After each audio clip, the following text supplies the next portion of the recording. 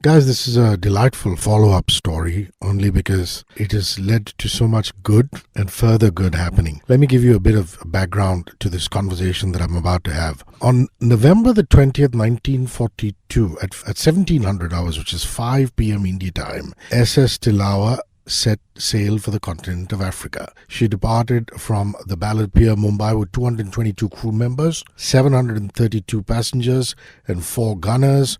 There were 9 lifeboats, over 6,000 tons of cargo, including 60 tons of silver bullion, in the middle of the Indian Ocean, 930 miles northeast of the Seychelles. On the 23rd of November, the Japanese Imperial Navy fired 2 torpedoes and sunk the Tilawa. The HMS Birmingham and SS Carthage rescued 678 people. Sadly, 280 people perished. This is a catastrophe as big as the Titanic, and it involved so many Indians.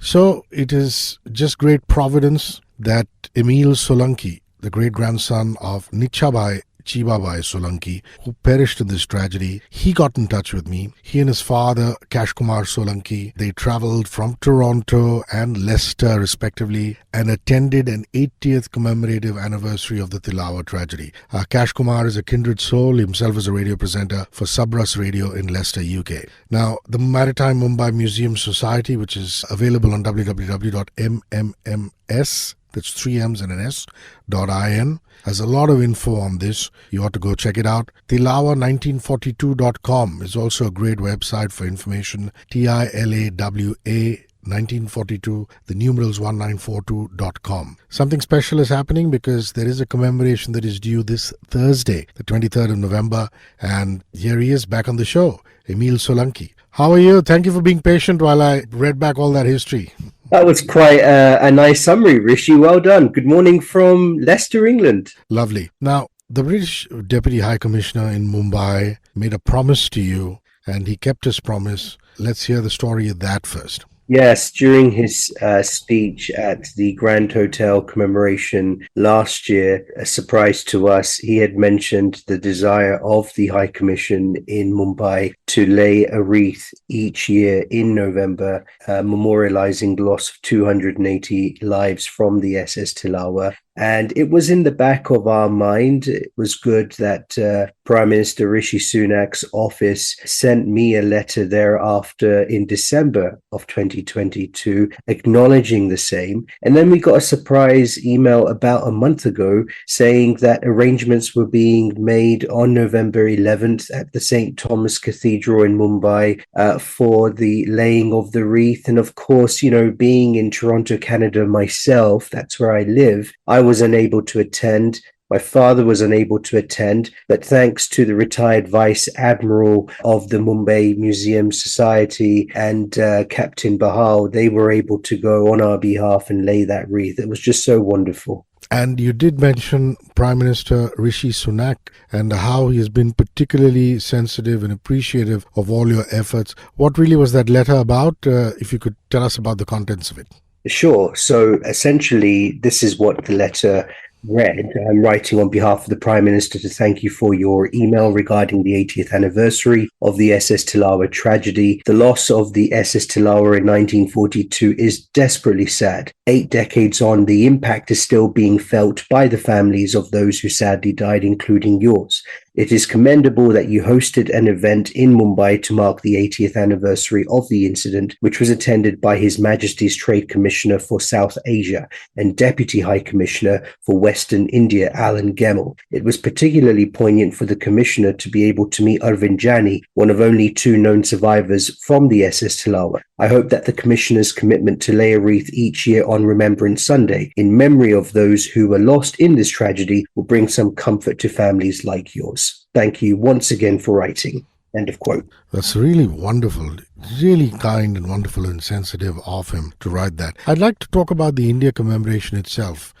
We spoke before it. You promised a very respectful, solemn, yet in its own way, quite an extravagant commemoration. So what really happened?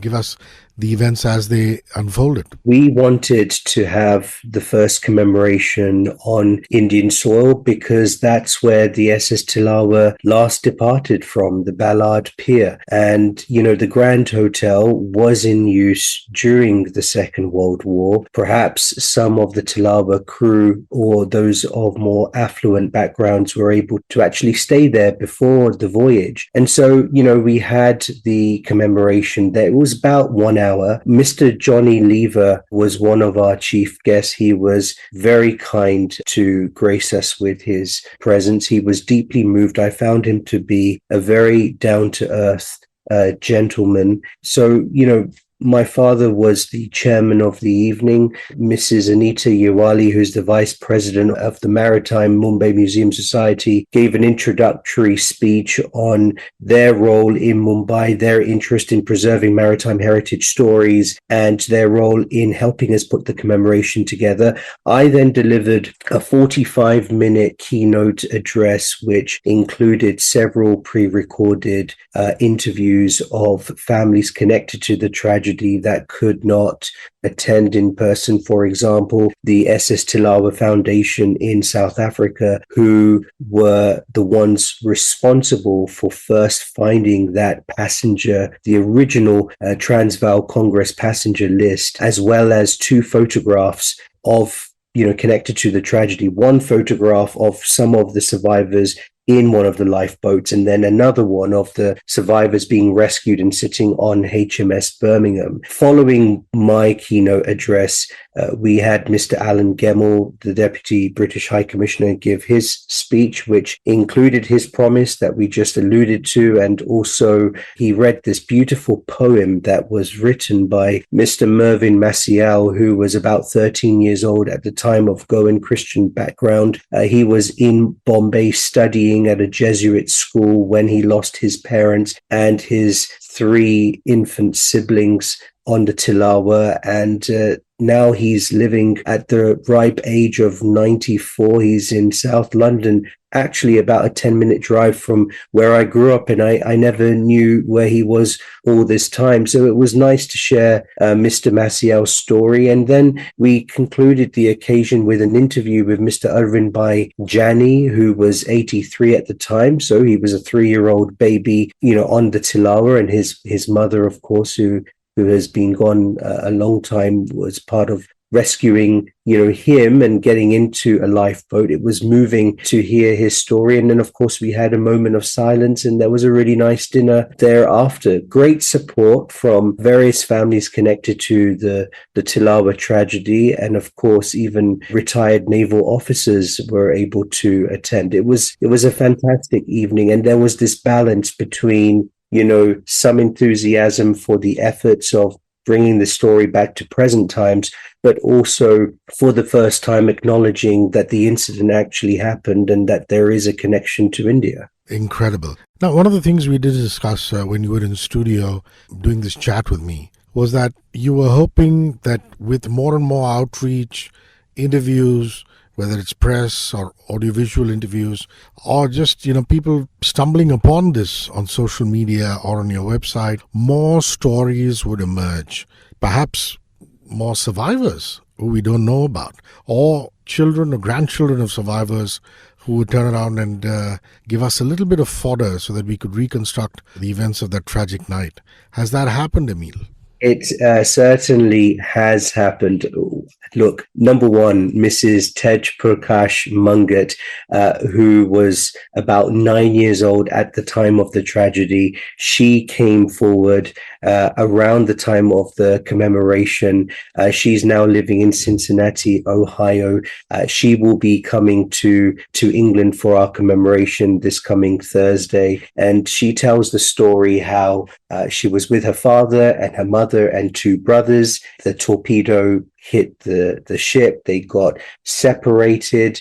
It seems that the 2 young boys were with the mother. They were trying to get into one lifeboat when the second torpedo hit. They perished. Mrs. Mungat had no idea what had happened at the time. She couldn't find her father. She ends up in another lifeboat for the next 2 days, not knowing what had happened, ends up seeing her father thereafter. The story also continues that the father was floating on a raft and actually had rescued a 6-year-old girl, found an onion floating and was able to peel one layer of the onion at a time because they had no idea how long they would be out there at sea. Received several stories, this week. There was one of Mr. Hari Singh, who was from Punjab. He was one of the original founders of a gurudwara in Mombasa, Kenya, and was working on the railway there. Anyhow, he was getting into the lifeboat and he forgot some urgent papers and holy books. He goes back to get them. And by that point, Tilawa started sinking. The lifeboat had left, and witnesses say that he just waved goodbye because there was nothing else that, he could do. There was another story. Mr. Puran Singh's grandchildren got in touch. I just received that this morning, actually, that, the account says he recalls being on a plank for 2 days and then being rescued and eating Marie biscuits that were provided to him, and that the blanket that was given to him, his grandchildren still have today, which was quite moving. There was also a very surprising little detail which kind of hit me for six. Bloomberg Business Week published an article last week, Thursday, November 16th. And here is what this little sentence says. One person familiar with the matter told Business Week that subs recorded footage showing lifeboats still attached to the Tilawa, indicating that some passengers never had a chance to escape. Can you imagine? I mean, that's my first reaction was, well, that's ridiculous. Well, that's the story, Morning Glory. Commemoration Thursday comes to us on the 23rd of November. There's lots of planning that has gone into this. I expect another solemn yet wonderful evening of sharing and caring and, well, letting more and more people in on this tragedy and what it has meant to so many of you out there. Yes, we have a lot of Indian families in the UK connected to the tragedy. It always made sense. My personal dream was that we should have, over a period of time, at least 3 national commemorations, one in India, one in the UK, and eventually one in Durban, South Africa, where Tilawa was destined to go. And the one in the UK is going to be truly spectacular. It's actually at the National Maritime Museum in Greenwich at the Leopold Mueller Theatre. Seats about 138 people. It's going to be a 2-hour program. Mr. Arvind Baijani will be attending along with Mrs. Tej Prakash Mungat. So it's wonderful that she's making that special effort from the States. Representatives of the SS Tilawa Foundation from South Africa will be attending. At the beginning of the year, we were approached by Mr. Chotu Kushal and his son, Mr. Pravin Patel. Mr. Kushal was 98 years old when they made contact. He was 17 at the time on Tilawa. He sadly passed away. It's crazy that he actually went to Gujarat to, finish his life, as it were, during the 80th commemoration in Mumbai. It's just such a shame that we were not connected at that time. But, we'll have an opportunity to remember families like his. There will be an interview panel of various ones telling their story in connection to the tragedy. Of course, I will participate. My father will participate. We'll have some videos played. We'll have a moment of silence. There'll be 3 speeches. We have Baroness Verma, who will be attending, the Right Honourable Mr. Keith Vaz, who was an MP in the UK for many years, and then the Mayor of the Royal Borough of Greenwich will also be attending. That's a lot of royalty there. Now, your future plans is something that we'd like to tap into. What are your efforts going to be here from here on, considering Thursday, November 23rd is nicely lined up, and I'm sure it'll go off really smoothly. So beyond that, what are you looking to do as far as getting the events of this tragedy out there and getting more and more people into the Tilawa family? Look, this has always been a voluntary personal project of mine, aside from my very busy life as it is. In January, I'm going to be 37, which means that I've been working on this project for 17 years. And it's been slow progress because, people are dying off. And now the idea is, how do we get in contact with more families around the world, the children and the grandchildren of these ones that, either lost their life or survived, connecting these families together. I set up a WhatsApp group chat just for Tilawa family members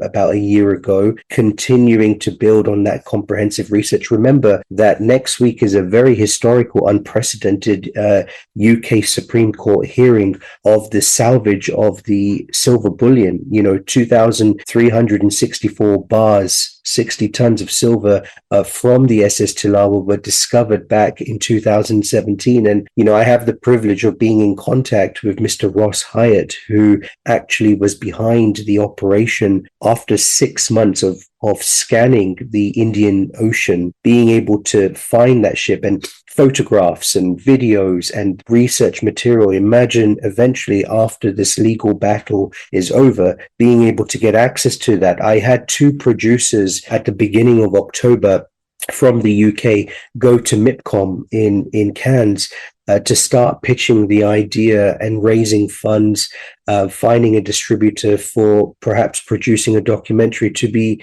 quite honest with you, Hrishi, it's been a challenge trying to get buy-in in India, but there seems to be quite a lot of appetite in the UK for something like this. I've just produced the first draft of a film script as well. The idea is, how can we share the story? How can we get into maritime museums? How can we connect to more families? Even getting an acknowledgement from the Japanese government would be wonderful.